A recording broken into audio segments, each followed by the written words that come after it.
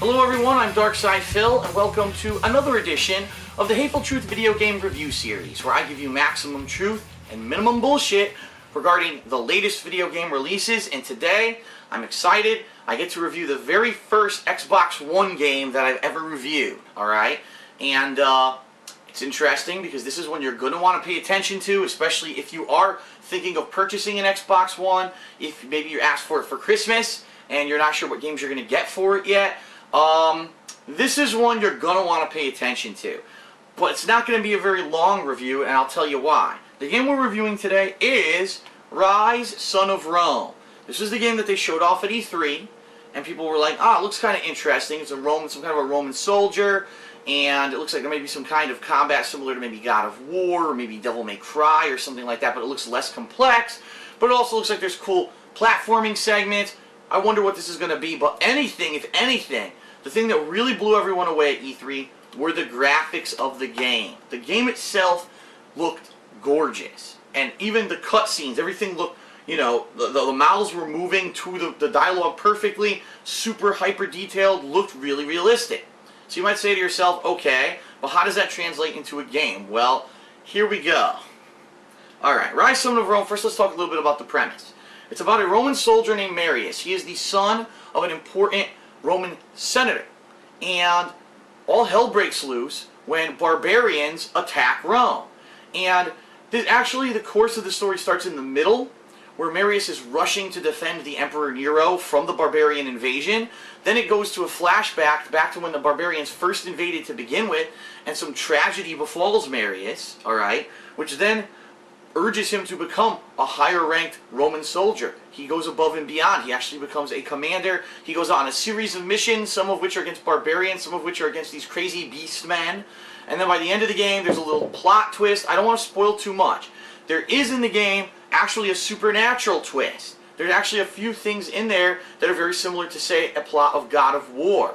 The problem is they're never really they don't go through with it. They don't really give you any kind of definitive answer on what exactly is going on, why it's happening. And by the end of the game, you may actually literally, when you beat it, be scratching your head like this and say, okay, I don't understand why there was a supernatural element to begin with, because there really was no payoff for it. Alright? So the plot is quite cliche. I mean, Gladiator, you ever seen the movie Gladiator? You ever seen any of these movies, 300?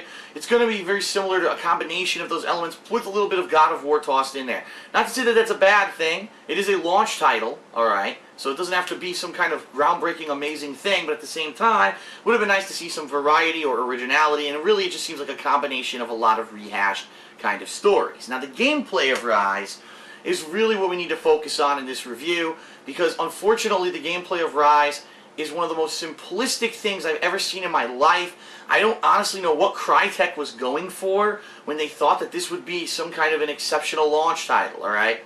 The gameplay of Ryse is literally this. If there's an enemy coming at you, mash the X button to repeatedly slash him. Now, if you time it perfectly, meaning as if the first slash connects, if you time your button press perfectly again, you'll do a little bit of additional damage and you'll get a little bit of additional experience points for it. If the opponent blocks or dodges, then you have to try the Y button, because the Y button isn't a slash, it's a shield bash. Alright? And then there's a dodge roll. So if you're getting attacked, someone's going to maybe counter hit me, you can dodge out of the way. And then there is a counter button. For certain attacks, you can actually perfectly time a counter to stagger through their attack and then counterattack them. That is the entire combat engine of Ryse. I'm not exaggerating, I'm not like downplaying it. That's 99% of the gameplay you'll be doing in Ryse is that, okay? Now, there's a little bit of they try to spice it up a little bit. Alright, so what happens is once you hit an opponent a certain amount of times, a skull will appear above their head, and then if you hit the right trigger, you can do an execution. Now an execution, I'm sorry, I think it was right bumper, not right trigger, by the way. But an execution is basically a series of quick time button inputs that allow you to instantly kill an enemy. The thing is, there's no required interaction at all. That's right, you can actually press the button and do nothing. You can press the button and press the wrong buttons out of the quick time sequence, and the guy will still get instantly killed. So, yeah, there's no reason to do it unless you want to get, again, the bonus experience points that you get for doing timed button presses. So really, most of the gameplay of Ryse, Son of Rome is timed button presses. Now, there's a little bit of other stuff. There's some exploration. Sometimes you'll have to go down an alternate hallway that you know normally you wouldn't think that that's where you would go. You go down there. Oh look, there's a collectible, and you grab a collectible, which is typical for games like this. There are also segments where you're on a scorpion, which is an automated flaming arrow turret. They're few and far between. When they happen, they're not very interesting. You've done stuff like this before. The on-rail shooter portion of the games, it's not very interesting and it's not original. The only other aspect of the gameplay of Ryse, Son of Rome is there are segments where you, since you are a Roman commander, you can choose to tell your troops where to go, alright? So you may tell them to go left or right, and if they go right, well that means that you'll be defended there, but then enemies will be coming from the left and you'll have to hold them off. Sometimes maybe you'll make a choice where your archers will attack a certain area, and it'll stop the air attacks from coming down on you, but then you have to fight the ground troops. Vice versa, if you made the opposite choice, maybe they'll attack the ground troops, but then you have to dodge air attacks, alright? But there's only a small handful of these segments in the game. It would have been great if this was like a bigger part of the game and it was really important. It's not. It's not important at all. It's just kind of the guise of, oh, you're making an important decision, when in reality it's not. It's just a short segment. It's going to go right back to the repetitive button pressing combat in a second. Now, there is projectile combat as well, but it's very limited. There's spears that you will find during the game that you can use your triggers, just like any third-person shooter, to aim and chuck a spear at someone. Usually you can instantly kill them if you time it properly. And of course, there's a dodging element. If you're fighting a bunch of archers and they're all shooting arrows at you, you're going to dodge around, grab a spear, chuck in between the arrowheads, then dodge again.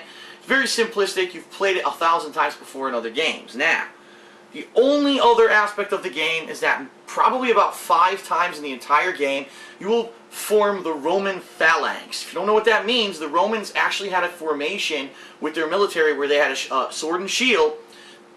Several soldiers would stand directly next to each other and put their shields together to form what was literally a wall. And then another group of soldiers would be directly behind them, holding their shields up above them, basically making them impervious to arrow attacks. So there will be portions where you're walking up on a bunch of archers, and so you're walk, uh-oh, they're going to shoot. You hold down the A button and you guys form the phalanx and you block all the arrows. You release and then you hold down your own Y button, and all your guys will charge up their spears and throw and kill a group of archers. It's cool maybe once or twice when you do it. Once you do it the 4th time, you're like, okay, it's just repetitive like everything else in this game. So, you might say to yourself, wow, so really that's it? Yeah, really that's it. There's no variety. It's really just repetitive combat over and over and over. And if they had found some way to make it original, maybe that wouldn't have been bad, but there's really no originality. It's a combination of the game engines of, say, God of War, Batman, Arkham, any of the Arkham games, and everyone, you might say Devil May Cry. I'm not even going to go that far because I don't think it's been that advanced, alright? Now, if anything, the major positive about Ryse, Son of Rome is that it really shows off the graphical capabilities of the Xbox One. The game is gorgeous. The environments are incredibly detailed. There's fire effects that look hyper-realistic. There's smoke effects that look incredibly realistic. There's every character looks like a human. It's not like, wow, that guy was poorly designed. They all look great. The character models are outstanding. As I said, even not out in cutscenes, but out of cutscenes, when you're talking, your character's mouth moves perfectly in sync and very realistically with the dialogue of the game. The voice acting, very well done. So what this game really amounts to is a lot of polish, a lot of style, and no substance whatsoever. They really use the Crytek, the Cry engine, to its utmost. They really wanted to show you that this is a launch title for the Xbox One. This is what you can expect from the next generation of games on our console, but the gameplay is piss poor. And just to give you some examples of things that are massively negative. Number 1, character models are reused incredibly often. There will be times when you just killed 2 dudes that looked exactly the same, here come 3 more. You're like, are you kidding me? So you're telling me on the Xbox One, with all the new storage capabilities of the console, with the ability to do these amazing graphics, you couldn't design a few more enemies? There's one enemy type that's a portly guy with a shield and nipple piercings. And it's hilarious the first time you see this guy. It's like, he's hilarious with nipple piercings. Then you realize you're going to fight him 4,000 more times in the game. Sometimes you fight 2 to 3 of them at the same time. I'm not kidding you. It looks like a family of fucking triplets marched up and they're all going to fight you. It's hilarious for all the wrong reasons. There's no reason why Crytek couldn't have put a little bit of extra work in to put in extra character models. It's a joke, alright? In addition to that, there's very limited amount of enemies. There's barbarians, there's these beast people, and at the end of the game, there's an elite guard that you fight. And that's it. There's only 3 types of enemies in the entire game. After that, it's extremely repetitive. It's boring, alright?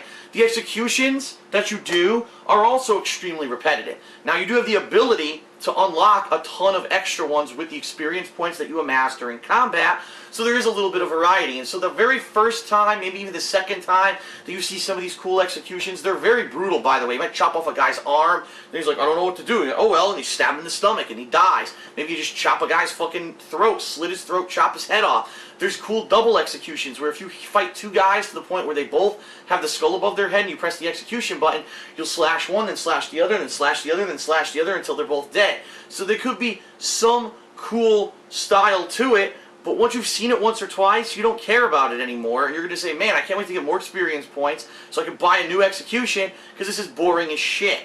Okay? Now, executions do give you bonuses, and the only time that it ever really comes into play is if you're low on health. The way that you regain health is you do an execution by activating, by down on the D-pad, the health up bonus. So once you get a proper execution, you'll get some health back.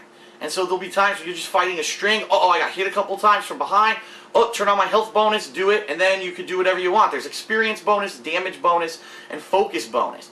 So the only other part of the combat is this focus. Alright?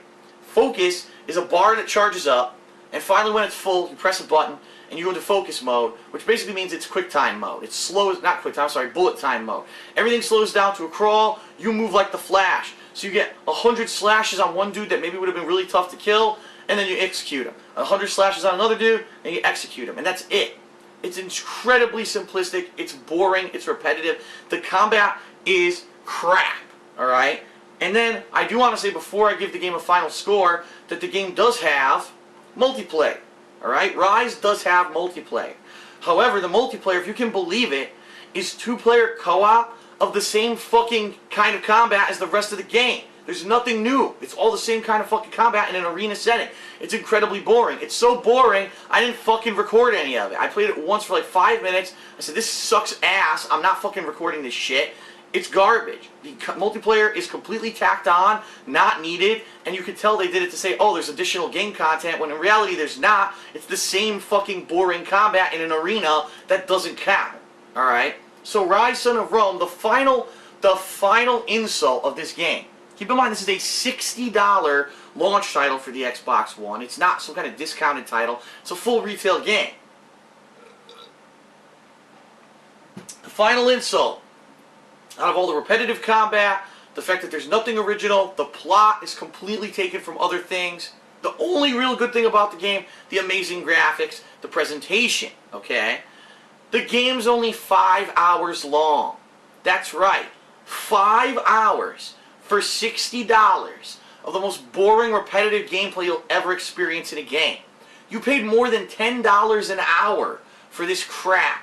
This game, the best way I can describe it is this. There is a saying out there.